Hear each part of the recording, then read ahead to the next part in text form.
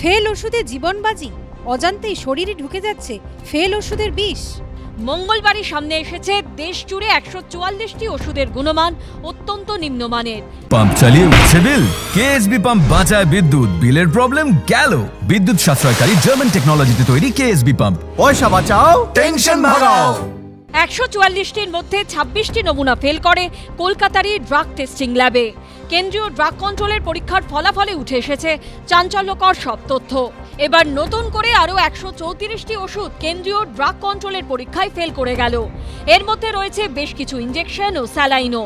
সবচেয়ে চাঞ্চল্যকর বিষয় হলো এই 134টি ওষুধের মধ্যে রয়েছে কলকাতার বাজার থেকে সংগ্রহ করা নমুনাও।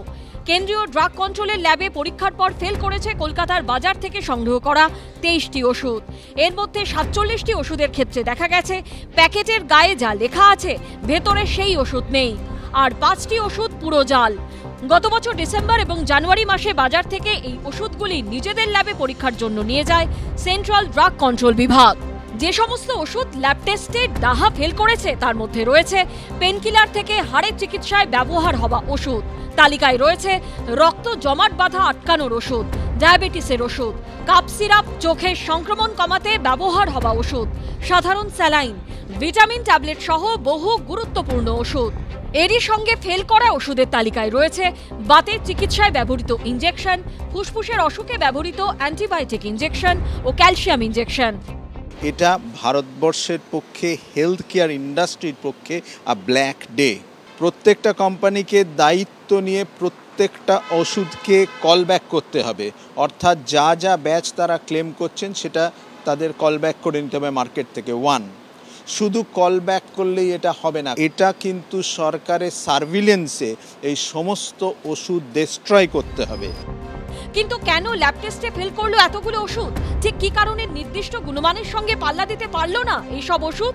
পরীক্ষার পর জানা গেছে এই ওষুধগুলির কোনোটিতে ওষুধ কম জল বেশি, কোনোটায় প্যাকেটে নাম এক ভেতরে ওষুধ আরেক, কোনো ট্যাবলেট আবার শরীরে দ্রবীভূত হচ্ছে না, কোনো ওষুধের গায়ে যে ডোজ লেখা আছে আসলে তার চেয়ে অনেক কম। পরীক্ষায় এমনও দেখা গেছে যে একই স্ট্রিপে থাকা কিছু ট্যাবলেট এক রঙের, কিছু ট্যাবলেট অন্য রঙের।